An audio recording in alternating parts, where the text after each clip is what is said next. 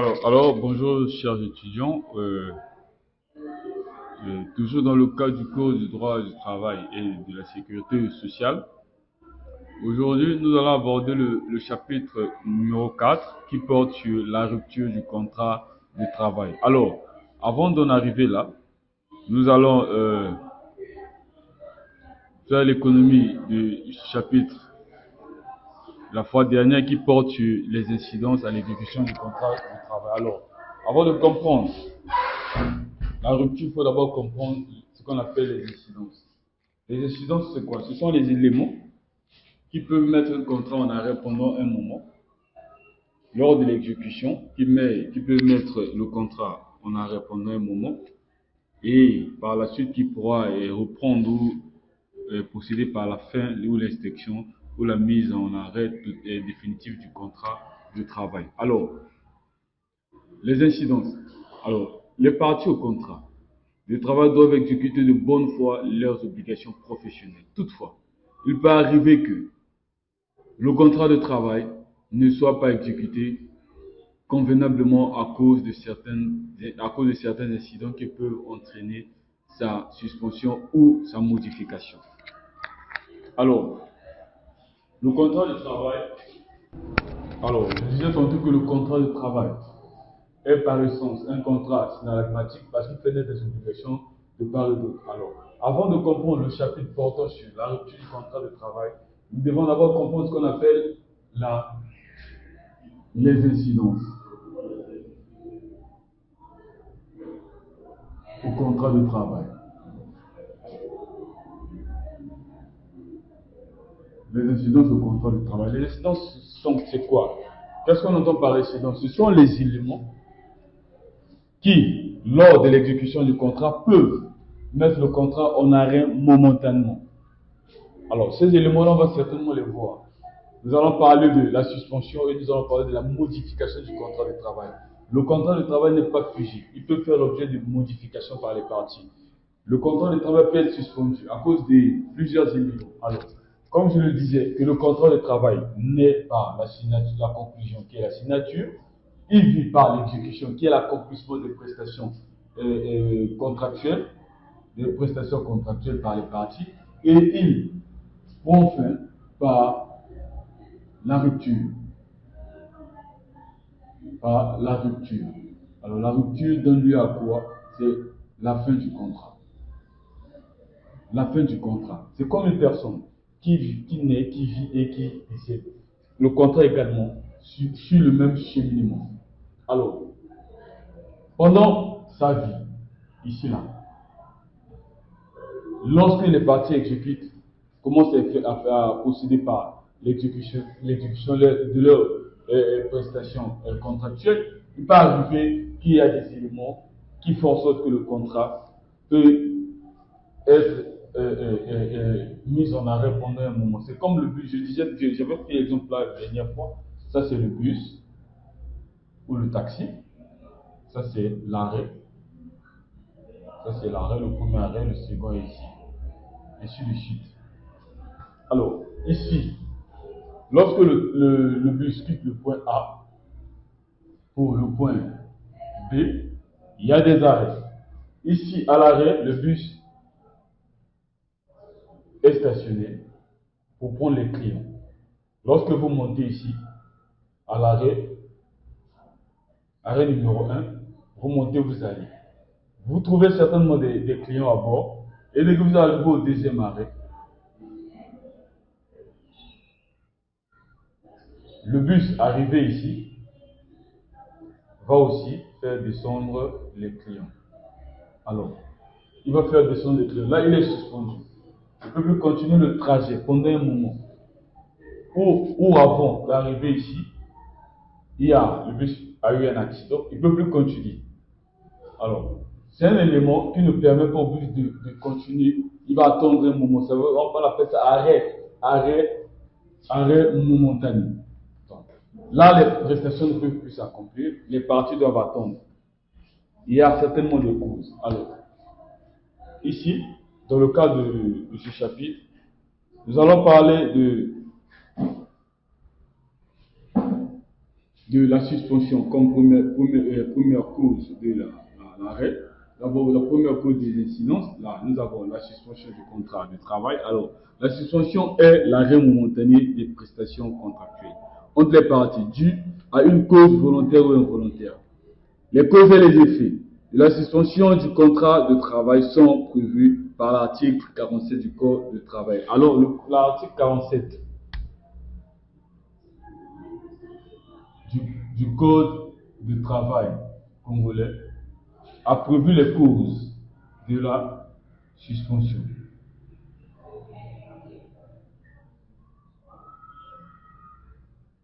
De la suspension du contrat de travail. Parmi ces causes, nous allons parler les causes de la suspension, nous allons parler du départ de l'employeur sur le drapeau. Alors, le départ de l'employeur sur le drapeau, c'est s'entend quoi? C'est un départ pour une conséquence c'est un départ sur le drapeau. C'est lorsque l'employeur va pour le service militaire ou pour le service national. Là, pour la préparation militaire, on appelle ça départ sur le drapeau parce que l'employeur va aller représenter l'État. Il va aller défendre les couleurs de l'État. Alors, c'est une cause qui met en arrêt le contrat, qui suspend le contrat de travail. C'est l'une des causes. Alors, l'autre cause, c'est quoi? C'est le départ sous drapeau, du travailleur sous drapeau. C'est lorsque le travailleur aussi va pour un service militaire ou la préparation militaire ou le service national. Après, nous avons la maladie. La maladie du travailleur. L'article toujours 47 alinéa C. Alinéa C fixe la durée de la suspension pour cause de maladie à 6 mois. Alors, pour la maladie, l'article 47 a prévu 6 mois. 6 mois de repos pour cause de maladie. Donc, lorsque vous êtes malade, vous devez observer 6 mois à la maison, pas plus. Vous devez observer 6 mois à la maison. Alors, l'article 47 alinéa C fixe la durée de suspension. Donc, la durée de la suspension pour cause de maladie à 6 mois. Renouvelable jusqu'au remplacement effectif du travail. Donc, vous pouvez le renouveler. Vous pouvez aller à 12 mois. La maladie doit être constatée par un médecin agréé par l'employeur ou relevant d'un établissement hospitalier reconnu par l'État. Ça veut dire que votre employeur doit reconnaître ce médecin-là, doit reconnaître le médecin. Soit c'est un médecin qui lui-même il avait choisi, soit c'est un médecin qui reconnaît sa compétence, ou c'est un médecin qui relève d'un établissement hospitalier reconnu par l'État tel que le CHU. Alors, cette condition pose le problème de la validité des constatations faites par le médecin traditionnel. Alors, le travail vous devez notifier. Vous devez notifier par écrit. Ça, c'est la loi qui le dit. Que le travailleur doit notifier, doit écrire à son employeur pour prouver qu'il est malade. Pour lui faire constater qu'il est malade. Alors, cette condition est assouplie par la jurisprudence. La jurisprudence qui est un ensemble de décisions prises par le juge.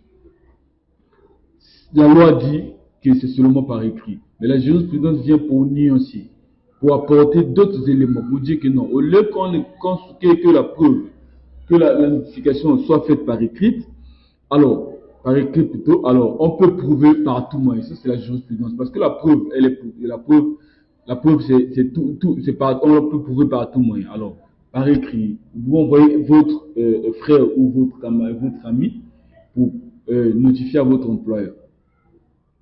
Généralement, les règlements intérieurs et les conventions collectives fixent le délai de prévenance à 48 heures. Alors, le règlement intérieur et les conventions collectives du travail disent que lorsque vous êtes malade, vous avez un délai de 48 heures pour prévenir votre encadré ou pour prévenir votre plutôt employeur. Alors, l'absence de la maladie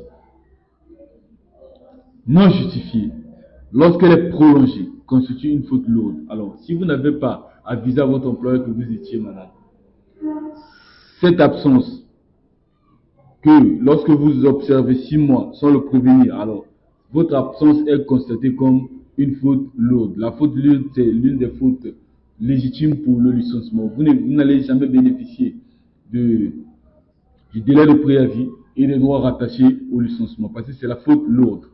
En principe, le travailleur malade ne doit quitter l'hôpital pour son domicile et il doit s'abstenir de travailler pendant la période de la suspension. Alors, à côté de la maladie, nous avons le congé de maternité. Le congé de maternité, dans cette hypothèse, la durée de suspension est de 15 jours. Alors, votre contrat est suspendu pendant 15 semaines. 15 semaines, votre contrat est suspendu. Alors, ce congé-là de maternité commence 9 semaines avant la date présumée de l'accouchement. Alors, vous avez 15 semaines. Si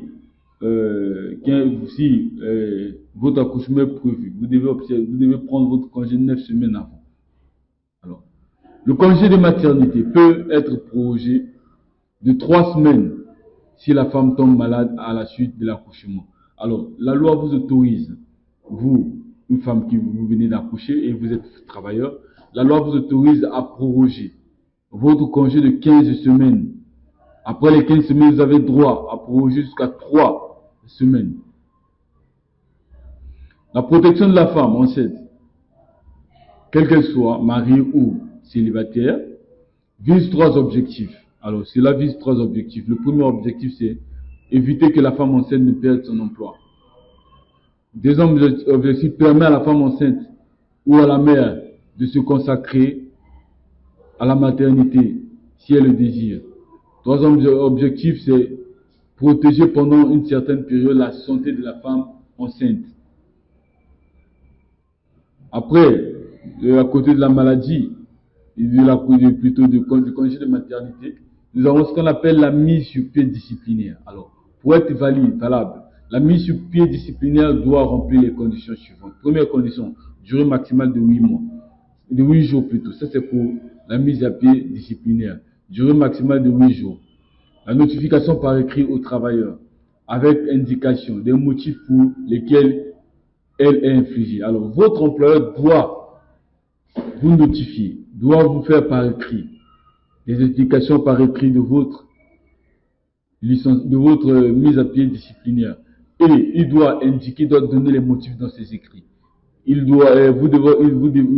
mise à pied doit pas dépasser 8 jours. Alors, en plus, une ampliation de la notification doit aller à l'inspecteur de travail, doit être adressée à l'inspecteur de travail. Alors, lui qui prend l'initiative de vous coller une mise à pied, il doit non seulement respecter le délai, vous devez respecter la mise à pied, le délai de 8 jours, et il doit vous donner la mise à pied pour 8 jours, il doit vous notifier par écrit. Il vous doit donner les motifs, les justifications de votre mise à pied par écrit. En plus de ça, il doit envoyer une copie à l'inspection du travail, du ressort, du lieu de votre service, dans le délai de 48 heures. Il convient de distinguer la mise à pied disciplinaire et la mise à pied conservatoire. Alors, la mise à pied conservatoire pris par l'employeur. La mise à pied conservatoire concerne un délégué du personnel coupable de faute lourde ou en attendant l'autorisation des licenciements de l'inspecteur du travail. Alors, le licenciement, lorsque votre employeur a pris un texte pour vous licencier, il doit le soumettre à l'appréciation de l'inspecteur du travail pour qu'il appose des visas. Alors, dans le cas de la mise à pied conservatoire, cette mise à pied concerne uniquement l'un des délégués du personnel coupable de faute lourde, en attendant l'autorisation du licenciement de l'inspecteur de travail. Contrairement, maintenant la mise à pied disciplinaire, sa durée est plus longue. Contrairement à la mise à pied disciplinaire, c'est 8 jours. La mise à pied conservatoire, sa durée est plus longue, qu'elle correspond au délai accordé à l'inspecteur pour réagir à la demande de l'employeur. À compter de sa saisine, l'inspecteur du travail doit réagir dans le délai d'1 mois, prorogeable d'1 mois, s'il estime avoir besoin de plus de temps pour boucler ses enquêtes. Donc, Alors, le délai est la mise à pied du conservatoire concerne l'un du personnel et l'un des délégués du personnel.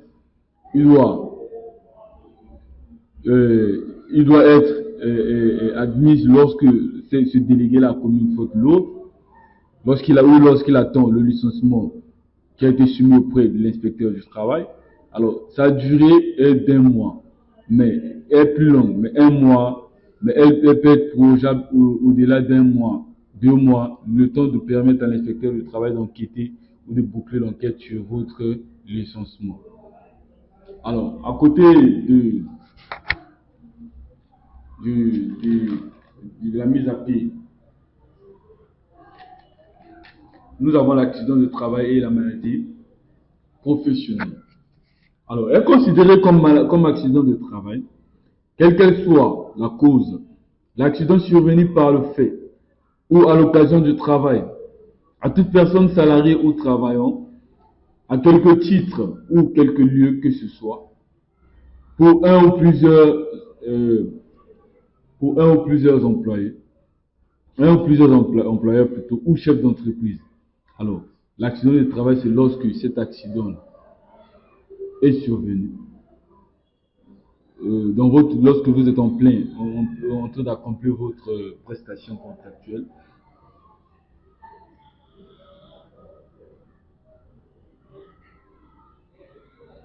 ou parce qu'à côté de ça, c'est ce qu'on appelle l'accident de trajet. L'accident de travail, c'est lorsque elle survient dans l'exercice de vos fonctions.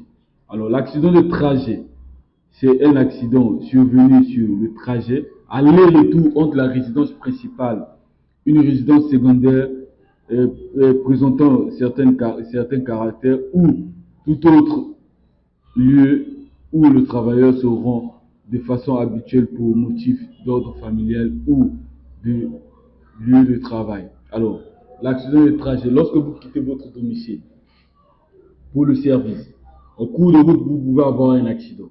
Et c'est cet accident qui est considéré comme accident de trajet. Ce n'est pas parce que vous sortez du bar, non, ce n'est pas un accident de la boîte de nuit, vous allez faire un accident, vous considérez ça comme un accident de trajet, non. L'accident de trajet, c'est lorsque vous quittez votre domicile principal, votre résidence principale ou secondaire, ou vous quittez le restaurant. Lorsque vous êtes en pause, vous partez prendre un pot au resto. Lorsque vous quittez pour le service ou pour l'aller, on dit le chemin aller-retour pour le service, alors cet accident est considéré comme un accident de trajet. Alors, pour l'accident de trajet, est également considéré comme accident de trajet, oui. L'accident survenu entre le lieu de travail et le restaurant ou de façon globale, le lieu où le travail prend habituellement ses repas. Le trajet protégé est normalement le plus court et la réparation de l'accident de trajet suit la même procédure que celle de l'accident de travail. Alors l'accident de trajet, le trajet doit être court. Pas parce que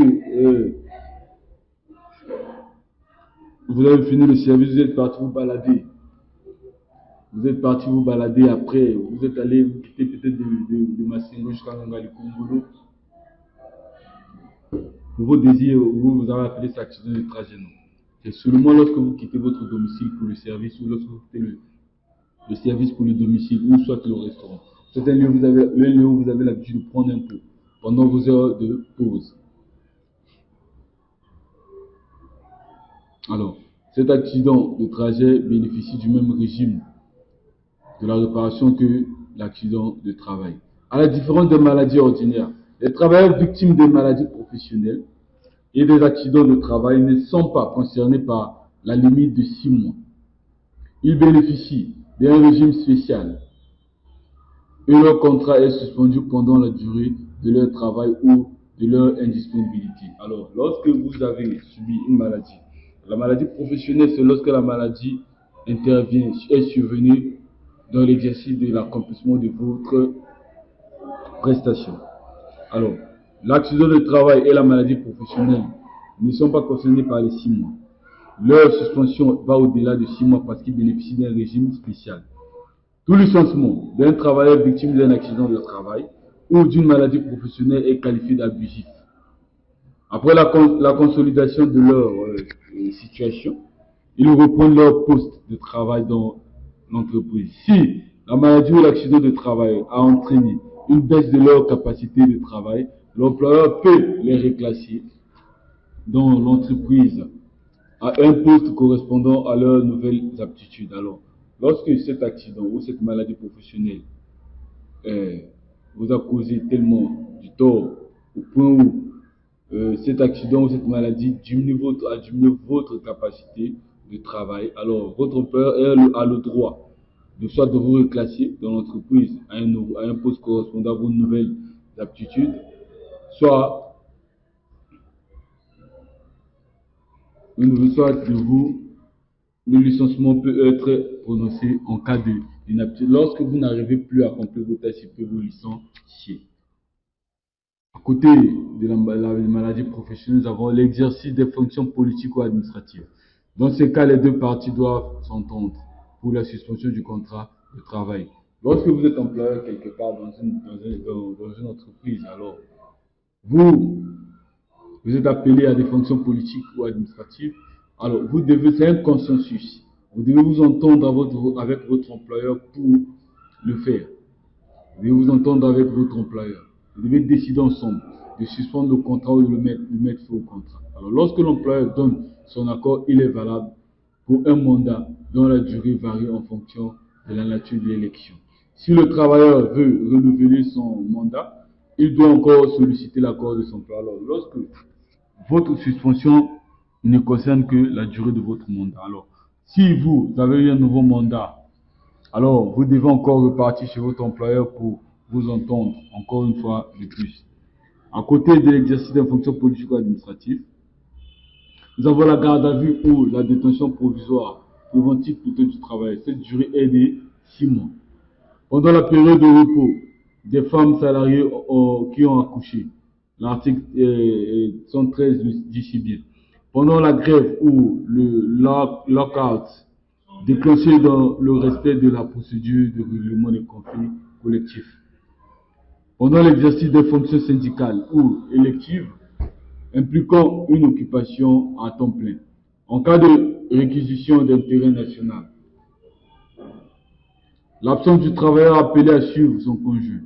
Le législateur permet au travailleur obligé de suivre son conjoint dans une autre ville ou à l'étranger, de demander à son employeur la suspension de son contrat de travail pendant une durée maximale de 2 ans renouvelable. Alors, lorsque vous êtes la femme ou vous avez une femme ou vous avez un mari qui travaille à l'extérieur, vous êtes marié, vous allez demander à votre employeur de suspendre le contrat. Alors, la durée reconnue pour ce cas est de 2 ans renouvelables.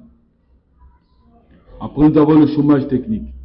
Il s'agit de l'interruption collective, totale ou partielle, du travail du personnel d'une entreprise ou d'un établissement résultant soit des causes accidentelles ou de force majeure, soit d'une conjoncture économique défavorable. Alors, le chômage technique, c'est lorsque votre employeur décide de vous mettre en chômage suite à face à la situation économique qu'elle est en train de traverser, face à une situation, un cas de force majeure ou une cause accidentelle qui l'empêche de vous gérer comme il faut. Donc, votre employeur peut vous mettre en chômage technique.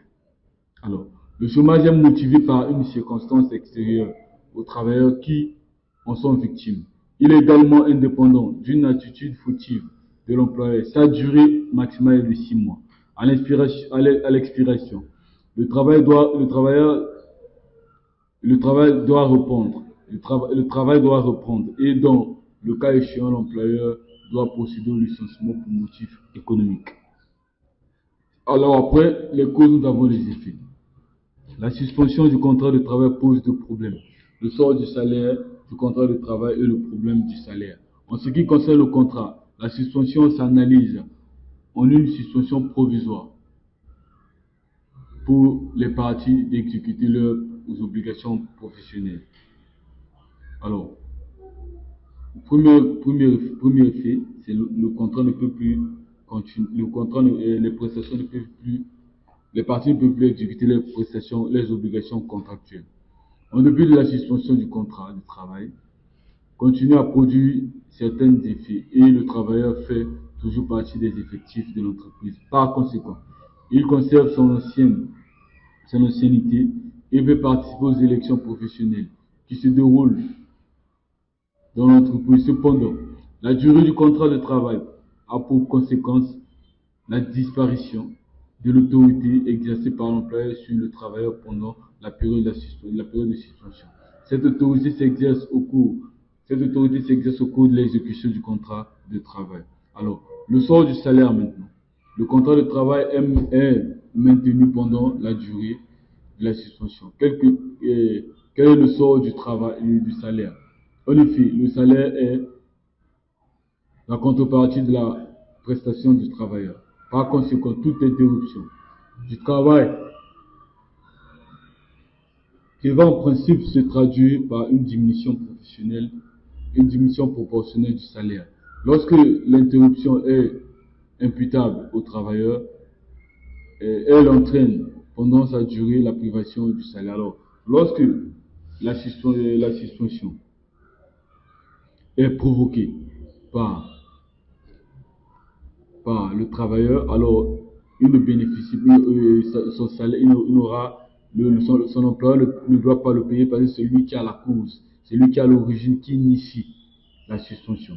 En revanche, lorsque la suspension correspond à la réalisation d'un risque, la tendance contemporaine est de faire supporter l'employeur. Alors, lorsqu'elle est provoquée par l'employeur, c'est à lui de supporter les charges. Il doit vous payer votre salaire.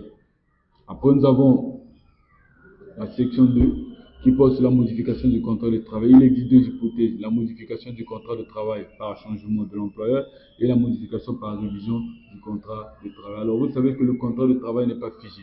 Il peut connaître des modifications. Alors, le code de travail milite pour le principe du maintien des contrats de travail. En cas de changement d'employeur, à la suite d'une succession, d'une vente, d'une fusion, d'une transformation ou d'une mise en société, tous les contrats des travailleurs en service dans l'entreprise doivent être conservés. Alors, le principe du maintien des contrats. Alors, lorsque votre société change d'employeur ou change de gérant ou de propriétaire, alors le principe est qu'ils maintiennent les contrats. Ils maintiennent les contrats. Alors, cette dérogation au principe, l'effet relatif des contrats, alors il maintient les contrats. Mais il peut arriver des moments où il peut aussi vous licencier. Lorsque vos activités ne correspondent pas à la nouvelle activité de l'entreprise, ou vous aussi vous pouvez demander à être licencié avant le changement de l'employeur. Paragraphe de la modification par révision du contrat de travail. Alors le contrat de travail n'est pas figé. La loi autorise les partis sociaux à réviser les conditions de travail dans l'intérêt de l'entreprise. Alors, vous pouvez demander à votre employeur que non, vos conditions de travail, vous travaillez tellement dur et que votre salaire ne correspond pas à ce que vous abattez comme travail. Vous pouvez lui demander l'augmentation du salaire ou de modifier vos conditions. Alors, s'il le refuse, il ne peut pas vous licencier. Alors, vous aussi, vous avez le droit de demander le licenciement à votre employeur parce que vous voyez que vous travaillez tellement dur.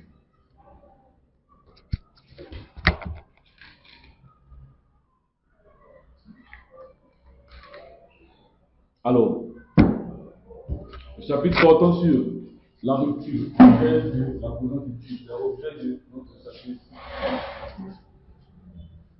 La rupture du contrat de travail. Alors, on était au commencement par la conclusion du contrat de travail. Lorsqu'on on a dit le chapitre numéro 1 qui portait sur le recrutement dans l'entreprise. En réalité, le recrutement dans l'entreprise n'est matérialisé que par la conclusion ou la signature du contrat de travail. Alors, premier chapitre. Second chapitre, on a parlé de l'exécution. Alors, entre l'exécution et la rupture, il y a ce qu'on appelle ici les incidences. il y a les incidences que nous venons d'éplucher tout à l'heure. Alors après les incidences, nous avons la rupture du contrat de travail qui est l'objet de la présente étude. Rupture du contrat de travail, c'est autrement dit la fin. Alors cette rupture est causée par la démission. La démission ici, c'est l'employeur, l'employé plutôt. L'employé peut démissionner. Alors, la démission, nous avons les conditions et les effets. Après, nous avons le licenciement. Là, c'est l'employeur qui met fin au contrat. Après, nous avons les catégories de licenciement. Nous avons les droits des travailleurs licenciés, droits communs à chaque forme de licenciement et les droits spécifiques à chaque forme de licenciement. Alors,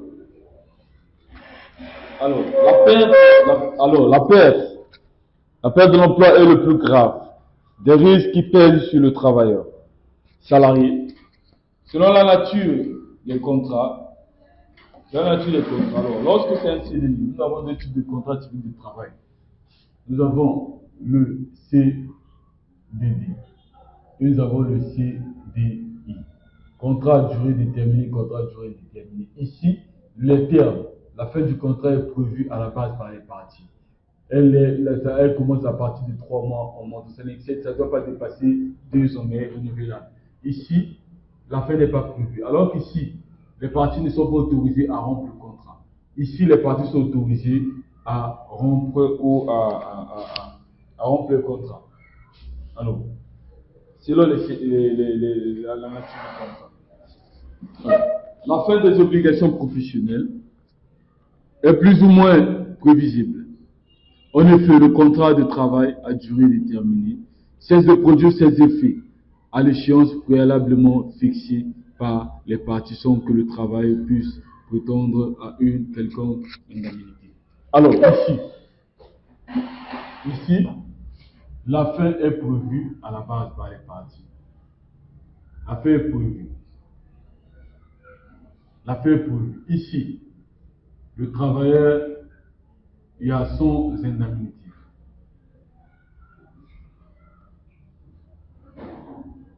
Sans indemnité. Il y a les termes sont prévus à la base.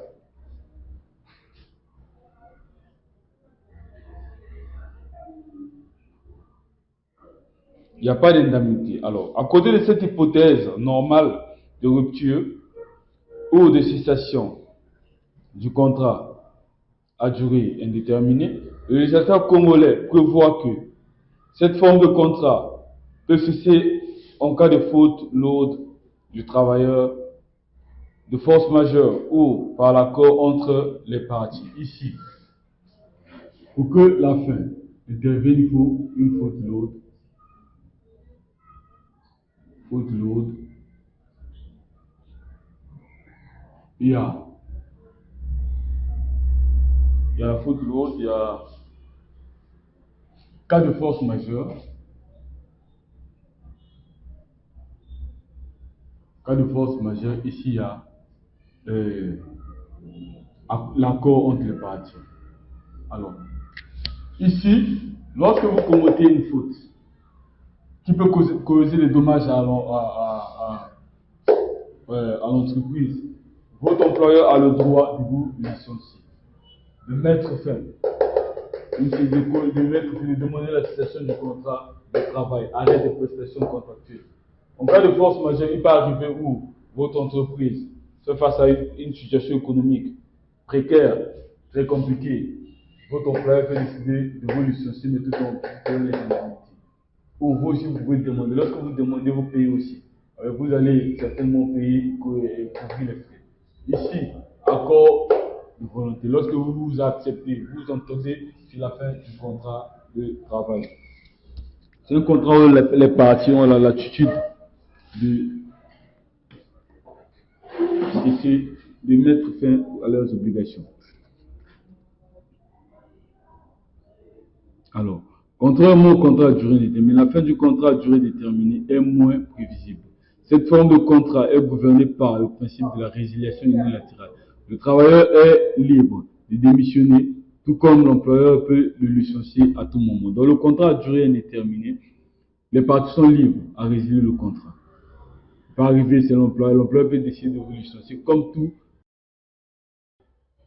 Alors, le premier cas, c'est la démission. Nous allons parler du cas juridique de la démission. La démission est la rupture du contrat de travail à l'initiative du travailleur. Comme je l'ai écrit là-bas, c'est le travailleur qui initie la démission. Pour produire ses effets escomptés, elle doit remplir un certain nombre de conditions. Alors, les conditions de la démission. Comme il a été précédemment mentionné, le travailleur engagé sous un contrat de durée indéterminée peut démissionner à sa guise. Cependant, la validité de la démission est subordonnée à l'accomplissement d'un certain nombre de formalités. En effet, le travailleur qui envisage de démissionner doit notifier son projet de démission par écrit à l'employeur avec indication des motifs. Alors, ici, lorsque vous voulez démissionner, il y a les conditions à remplir. Dans les conditions ici, nous avons notification par écrit du projet de démission par écrit. Voilà. Vous devez notifier par écrit à votre employeur votre projet de démission. Vous devez lui dire. Et vous devez donner les motifs de votre démission. Quel est votre motif? Pourquoi vous voulez démissionner?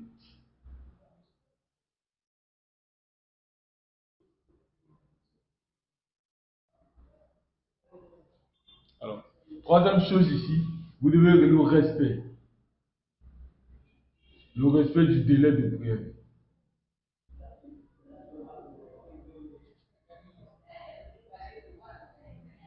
Vous devez respecter le délai de préavis. En effet, le travailleur qui envisage de démissionner doit notifier son projet de démission par écrit à l'employeur avec indication des motifs. En plus, il est tenu de respecter le délai de préavis. Le préavis permet d'éviter les inconvénients d'une résiliation soudaine du contrat de travail. Il est d'ordre public. Par conséquent, les parties ne sauraient conventionnellement déroger. La durée de préavis varie en fonction des catégories professionnelles et de l'ancienneté du travailleur dans l'entreprise. Pendant la durée de préavis, les deux parties sont tenues au respect de leurs obligations professionnelles.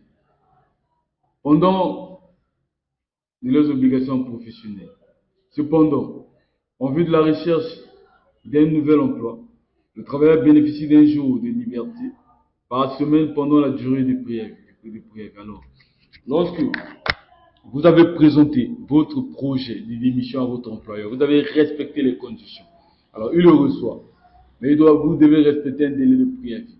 Alors, ce délai-là vous permet, vous avez droit à un jour par semaine. C'est un jour par semaine de liberté qui vous permettra d'aller chercher peut-être le boulot, d'aller chercher un nouvel emploi. Alors, vous êtes également tenu de contribuer à la formation de la personne qui devait vous remplacer à votre poste. Le travail si vous ne respectez pas le délai de préavis, vous êtes condamné à payer à l'employeur une indemnité compensatrice. Alors, lorsque vous ne respectez pas ce délai-là, vous allez causer du dommage à l'entreprise. Alors, vous avez l'obligation de payer les dommages pour compenser. Et vous devez payer, condamner à payer à l'employeur les indemnités pour compenser les dommages que vous avez causés. Alors, les effets. La démission met un terme définitif au contrat de travail à durée indéterminée lorsque les conditions légales ont été respectées. Elle ne donne droit à aucune indemnité payée par le travailleur. Alors, lorsque le travailleur a respecté les conditions légalement prévues par la loi, alors vous ne payez aucune indemnité à votre employeur. De même, il ne veut prétendre à rien, car le contrat a cessé de produire ses effets sous son initiative. Alors, lorsque vous décidez de mettre fin au contrat, vous décidez de démissionner. Alors, vous ne devez pas attendre aux indemnités rattachées au licenciement. Vous ne devez vous attendre à rien parce que c'est vous qui avez pris l'initiative. Toutefois, lorsque la démission a été provoquée par les attitudes de l'employeur rendant difficile la poursuite des relations de travail, la jurisprudence considère qu'il y a un licenciement déguisé. Alors, le licenciement déguisé, c'est quoi? Lorsque votre employeur commence à vous traiter comme un animal, commence à vous critiquer parfois devant vos collègues, alors, refuse de payer votre salaire, la jurisprudence qui est l'une des causes des sources de la loi, la considère ces actes-là comme un licenciement déguisé.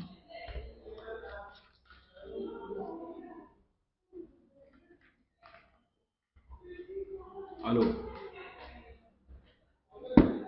après, après la démission, qui est démission qui est reconnue aux travailleurs, nous avons le licenciement par l'employeur, le licenciement du travailleur par l'employeur. La présentation des différentes catégories de licenciement sera suivie par l'énumération des droits des travailleurs. Concernant les catégories de licenciement, le licenciement légitime, première catégorie, nous avons le licenciement légitime. Le licenciement est qualifié de légitime lorsqu'il est porté sur un motif valable. Lorsque vous avez commis une faute lourde, par votre inadvertance, vous avez commis une faute libre, alors ce licenciement est légitime. Il peut s'agir de la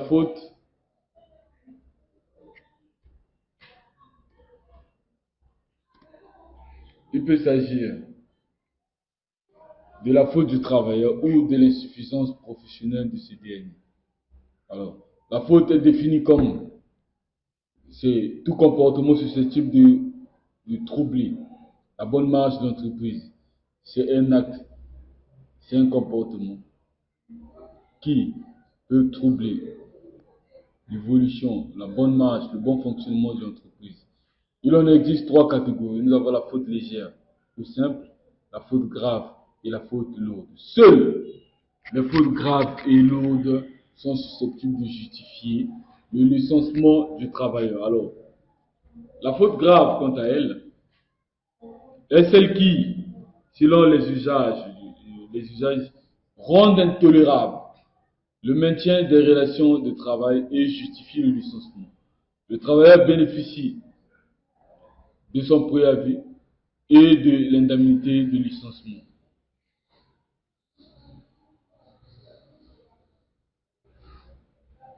S'il réunit au moins 2 années d'ancienneté dans l'entreprise, alors si la faute grave, c'est cet acte-là qui rend intolérable le maintien de la relation professionnelle.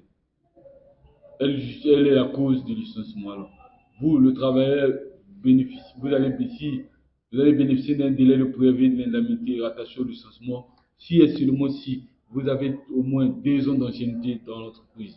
Alors, la faute lourde, quant à elle, est une faute extrêmement grave. Donc, la faute grave, c'est celle-là qui rend intolérable les relations professionnelles. Et la faute lourde, c'est un acte extrêmement grave qui, d'après les usages, rend intolérable le maintien de la relation professionnelle et justifie le départ immédiat du travailleur de l'entreprise sans préavis ni indemnité. Alors la faute lourde, c'est une faute extrêmement grave. Sa gravité est plus élevée. Alors, lorsqu'elle est constatée, c'est le départ immédiat, c'est le licenciement immédiat. Vous ne bénéficiez ni d'un délai de préavis, ni d'indemnité rattachée au licenciement. Alors que la faute grave, c'était vous bénéficiez du licenciement, du délai de préavis, du licenciement et des indemnités rattachées au licenciement. Dans la plupart des cas, il s'agit Des fautes intentionnelles. Exemple, voie de fait sur l'employeur. Conduite en état d'ivresse, vol ou détournement de fonds de l'entreprise. L'insuffisance professionnelle est l'incompétence du travailleur dans l'exercice de ses fonctions. Alors, l'insuffisance professionnelle, c'est lorsque le travailleur n'a pas les aptitudes qu'il faut pour accomplir pour l'exercice de ses fonctions. Alors, elles justifient le licenciement sont privés, le travailleur du préavis et l'indemnité rattachée au licenciement. Alors, l'insuffisance professionnelle, lorsque elle est constatée, vous bénéficiez du délai de préavis et des indemnités rattachées au licenciement. En plus de ces causes, le licenciement légitime, ci-dessus évoqué, il convient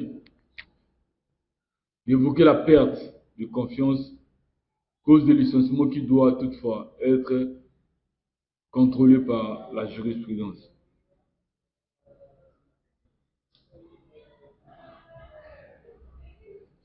Le licenciement régulier. Le licenciement est qualifié le licenciement irrégulier plutôt. Le licenciement est qualifié d'irrégulier lorsqu'il intervient en violation des règles de procédure prévues par la loi, les conventions collectives ou les contrats individuels de travail. Alors, le licenciement est irrégulier lorsque elle viole les règles de procédure prévues par la loi, lorsqu'elle viole les conventions collectives ou les contrats individuels de travail, lorsqu'elle ne respecte pas la loi, il est considéré des licenciements irréguliers. Alors, à côté du licenciement irrégulier, nous avons le licenciement abusif. Il s'agit de tout licenciement fondé sur un motif fallacieux, erroné, contradictoire, illégal, inconsistant ou insusceptible d'être prouvé. Exemple, le licenciement d'une femme pour fait de grossesse ou d'un travailleur pour son engagement syndical. Alors, le licenciement abusif, c'est un licenciement où son motif est bizarre, son motif n'est pas fondé, son motif est fallacieux, est erroné plutôt contradictoire, illégal, inconsistant, susceptible d'être prouvé. Alors ce licenciement est considéré comme un licenciement abusif. Exemple, nous avons le licenciement d'une femme enceinte le licenciement d'une femme pour faire de grossesse ou le licenciement d'un travailleur pour son engagement syndical. Alors après, nous avons le licenciement pour motif économique. Le licenciement effectué par l'employeur pour plusieurs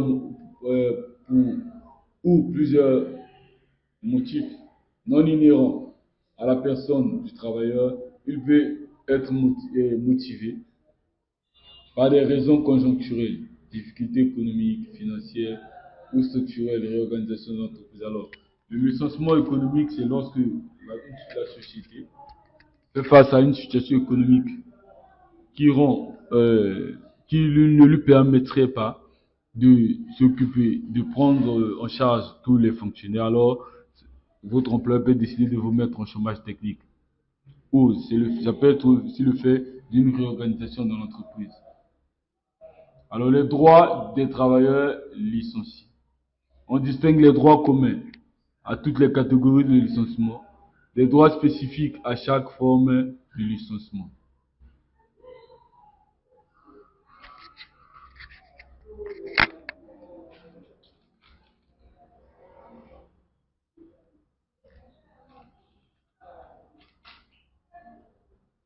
Alors,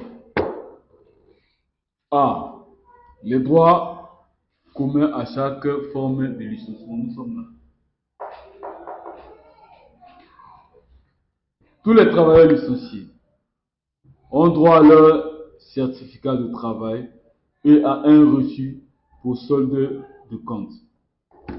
Alors, si vous faites l'objet d'un licenciement, votre employeur doit vous donner un certificat de travail qui vous permettra de chercher un autre boulot et d'un reçu de solde de votre compte.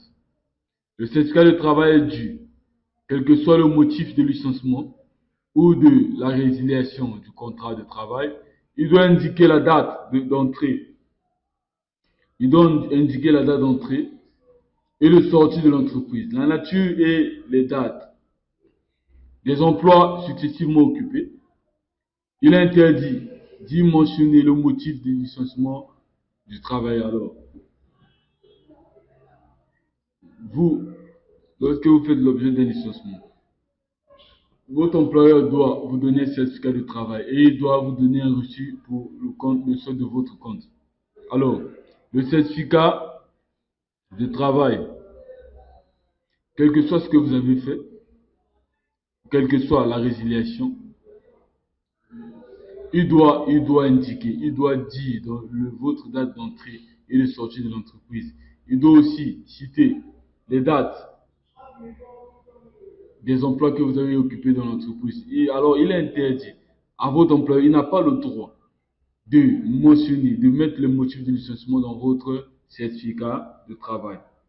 Au moment de son départ de l'entreprise, l'employeur doit faire signer au travailleur un reçu pour solde de tout compte qui atteste que les droits dus au travailleur ont été calculés et payés. Ce reçu n'est pas opposable au travailleur, mais par conséquent, ce dernier peut le remettre en cause plus tard s'il estime que ses droits n'ont pas été bien calculés. Alors ici, non seulement vous bénéficiez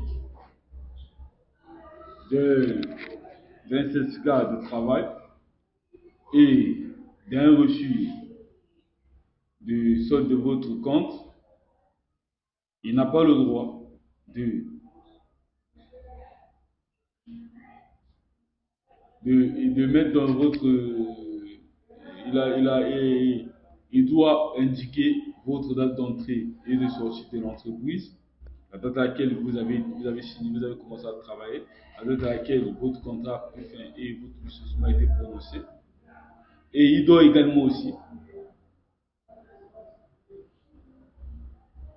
la nature et les dates. Il doit aussi citer les emplois et les dates des emplois que vous avez occupés dans l'entreprise. Il ne doit pas mettre votre motif dans le certificat de travail. Alors, au moment de votre départ, il a l'obligation de vous faire signer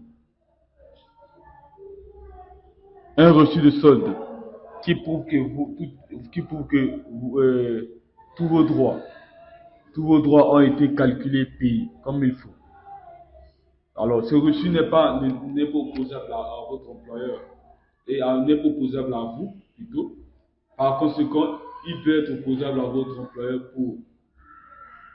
lorsqu'il peut être opposable à votre employeur lorsque vous estimez que vos droits n'ont pas été bien calculés. B.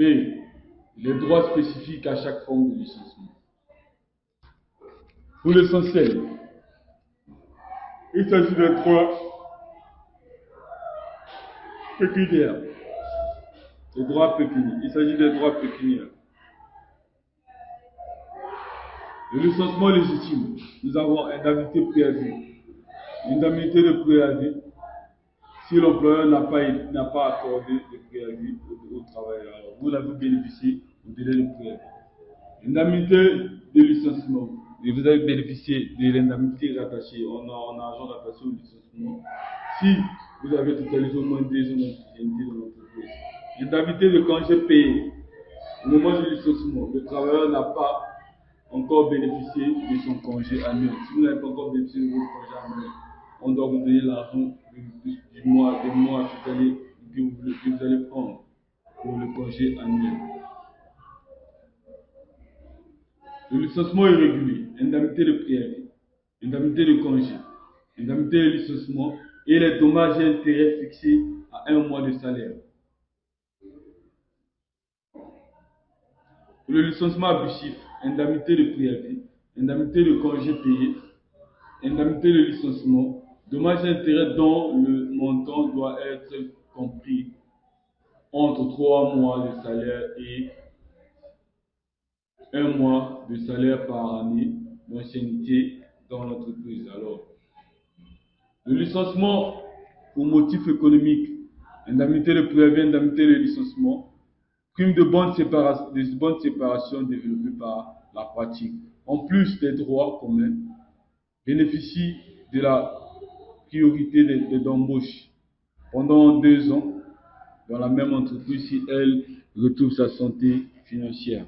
Alors ici, en dehors du licenciement pour motif économique, en dehors du délai de préavis, en dehors de l'indemnité rattachée au licenciement, en dehors des primes de bonne séparation, et vous êtes parmi les bénéficiaires au cas où l'entreprise veut encore embaucher, vous êtes parmi les privilégiés. Alors, mesdames et messieurs, nous sommes arrivés au thème de ce chapitre, mais nous allons encore repartir plus haut pour plus en plus d'explications.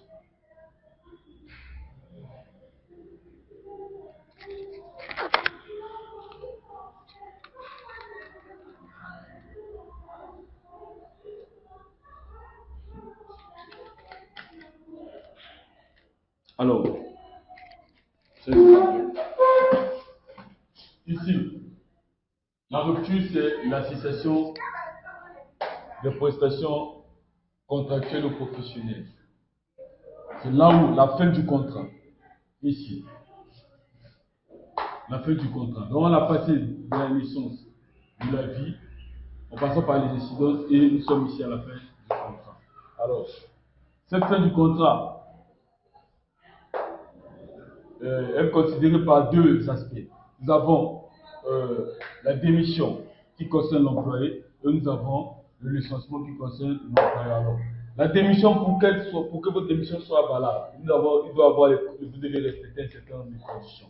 La première condition, c'est quoi? Vous devez notifier par écrit votre projet de démission à votre employeur. Vous devez lui dire pourquoi, vous devez lui annoncer votre projet de démission. Deuxième condition, vous devez mettre les motifs. Pourquoi vous voulez démissionner? Vous devez, par écrit, mettre les motifs dans votre projet de démission. Troisième condition, vous devez respecter les délais de préavis. Vous devez respecter parce que les délais de préavis sont calculés en fonction de votre catégorie et de votre ancienneté dans l'entreprise. Là. Après, cette démission a ses effets. Les effets, c'est l'arrêt du contrat. Mais ça dépend. Si c'est un contrat à durée déterminée. Un contrat à durée déterminée, c'est un contrat où les termes sont prévus à la base par les parties. Il commence à partir de 3 mois. Il ne doit pas dépasser 2 ans, mais il est renouvelable. Ici, là, les parties n'ont pas la possibilité de résiliation. Ils ne sont pas autorisés à résilier le contrat. Mais par contre, ici, ils ont la possibilité de rompre le contrat. Chacun peut décider. Soit c'est l'employeur qui décide de mettre fin au contrat, soit c'est l'employé. Ils ont l'autonomie de résiliation ici. Alors, ici, nous avons les termes sont prévus à la base par les parties. Ici, le travailleur, lorsque la fin du contrat là arrive, alors l'employé ne doit pas attendre aux indemnités rattachées au licenciement. Non, c'est pas prévu.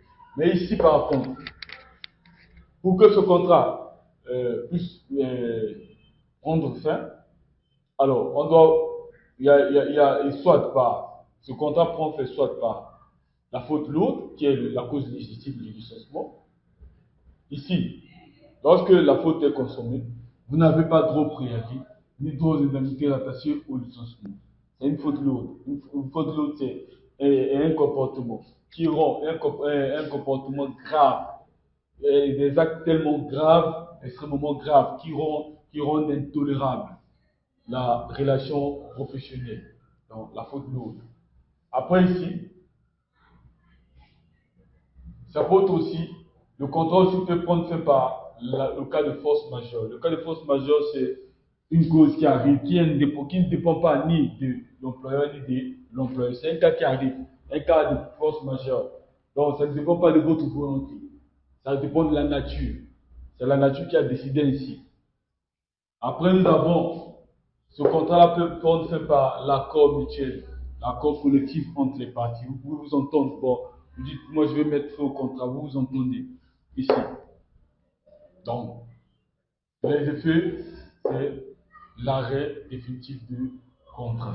Alors, lorsque les conditions, lorsque ces effets sont produits, alors c'est la fin des relations, la relation contractuelle. Alors, section 2, nous allons parler du licenciement. Le licenciement, là, c'est l'initiateur, c'est l'employeur. Alors, nous avons les catégories de licenciement. Nous avons le licenciement, et catégories de licenciement. Voilà. Les catégories de licenciement. Nous avons le licenciement légitime. Nous avons le licenciement légitime. C'est un licenciement est qualifié de légitime lorsqu'il est porté sur un motif valable. Ça veut dire que le motif est tellement valable, le motif obéit aux circonstances prévues par le licenciement. Si vous avez commis par exemple une faute lourde, le cas d'une faute lourde, c'est un licenciement légitime. Alors, lorsque ce licenciement est constaté, lorsque la faute est consommée, alors, ça peut être la faute suite à une faute lourde ou à l'insuffisance professionnelle. Alors, la faute est définie comme tout comportement susceptible de troubler la bonne marche de l'entreprise. C'est un comportement qui peut causer le bon fonctionnement, qui peut causer du tort au bon fonctionnement de l'entreprise. Il en existe trois catégories de fautes. D'abord la faute légère ou simple, la faute grave ou la faute lourde. Seule, alors la faute simple ou légère ne veut pas occasionner le licenciement. Mais alors la faute grave et la faute lourde sont des causes légitimes pour le licenciement du travailleur. Alors la faute grave quant à elle, c'est celle qui rend intolérable les relations de travail, les relations professionnelles de travail et les relations professionnelles de travail. Alors le travailleur ici bénéficie d'un délai de préavis, des indemnités rattachées au licenciement, s'il est réuni au moins 2 ans d'ancienneté dans l'entreprise. Alors la faute lourde quant à elle, c'est une faute extrêmement grave, dont la gravité est tellement élevée, qui d'après les usages rend intolérable la relation professionnelle. Et c'est la cause immédiate, le départ immédiat, le licenciement immédiat du travailleur dans l'entreprise. Sans délai de préavis, sans ni indemnité rattachée au licenciement. Dans la plupart des cas, on le justifie bien ici. Il s'agit de fautes intentionnelles. Nous avons conduit en état d'ivresse, voie de fait, le vol ou détournement des fonds dans l'entreprise. Ça, c'est des fautes extrêmement graves. Alors, l'insuffisance professionnelle, c'est l'incompétence du travailleur dans l'exercice de ses fonctions. Lorsque vous n'arrivez pas à bien travailler, lorsque le résultat par rapport à vos capacités, à vos compétences que vous avez mis dans votre CV et arrivé sur le terrain, vous n'arrivez pas à produire le résultat qu'on attend de vous, alors c'est une incompétence professionnelle. Alors, lorsqu'elle est constatée, elle justifie le licenciement sans préavis, sans délai de préavis.